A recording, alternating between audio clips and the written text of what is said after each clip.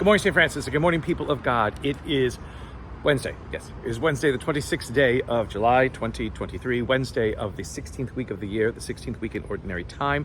But it is also today the memorial of Saints Joachim and Anna, the parents of the Blessed Virgin Mary. And so it's always like they are taken together. There is no separate day for each of them. St. Anne gets better press because she always does. Because women always get better press, even though their voices are sometimes muted in Scripture enough, and even in our own tradition, we still favor them when it comes to naming churches or places or whatever it is.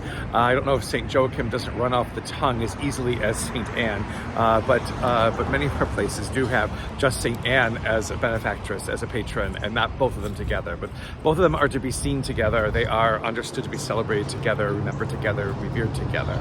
Not much information at all on either of them. In fact, they are not even mentioned in Scripture. So again, so this is where legend and desire and whatever it is that we want to connect with the great people of faith, including the Blessed Mother, necessitates, again, the understanding that perhaps there have to be parents, and perhaps their names were indeed Joachim and Anna. And so again, we honor them. We honor all those who are parents, always and everywhere, those who basically try in so many ways to instill faith within their children, and plant hope and the desire for continuation of hope in the lives of their children.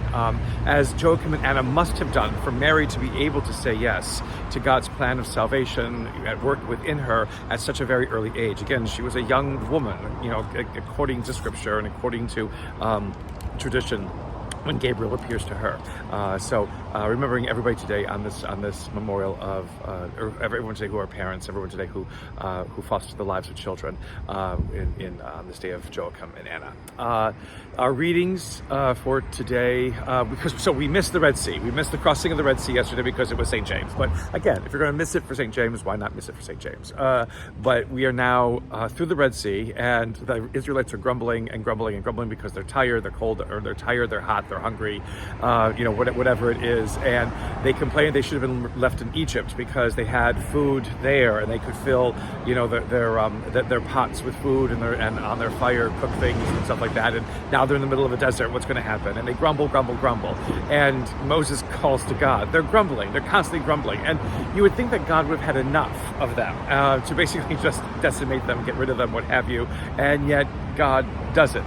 God basically says, I know that you're grumbling, and I'm going to be here to answer your grumbling. Now, again, why God didn't prepare a way to begin with, a plan to begin with, and let Israel know what this plan is, it's always another kind of question, but it also shows, that God doesn't necessarily reveal full lists of plans, even when, our lives may be in jeopardy, it seems. We may be in a place in which we are hot or cold or hungry or tired or whatever it is. And yet, the grumbling gets God's ear. The grumbling gets God to answer.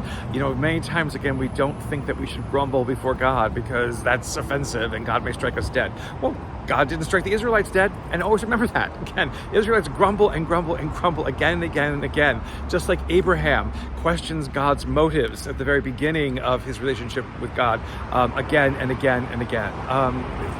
Be fair, be honest, be true, be authentic before God. That's what this is trying to tell us to do.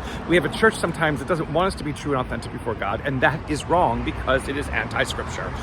So the grumbling is heard, and God provides quail in the twilight and on the mornings, what becomes known as manna. The name itself, Hebrew, manu, which means, what is this? Because I don't really know what it is, but it's kind of flaky bread. And again, this is able to sustain the Israelites as they continue their journey through the desert to the Promised Land. Notice there are no fruits and vegetables. That's a problem, because we need fruits and vegetables too. But at least the quail and the manna, and perhaps the manna because, again, it comes from God and never ever appears again, had enough of the nutrients that everybody needed to continue to survive. But again, grumbling gets notice. Grumbling gets God to answer. Grumbling gets what it is that we need. In the gospel today, we just heard it 2 weeks ago in Matthew on a Sunday. It is the scattering of the seed wherever and where it falls, things happen, but eventually it falls on good ground. Again, the freedom with which God scatters the seed, the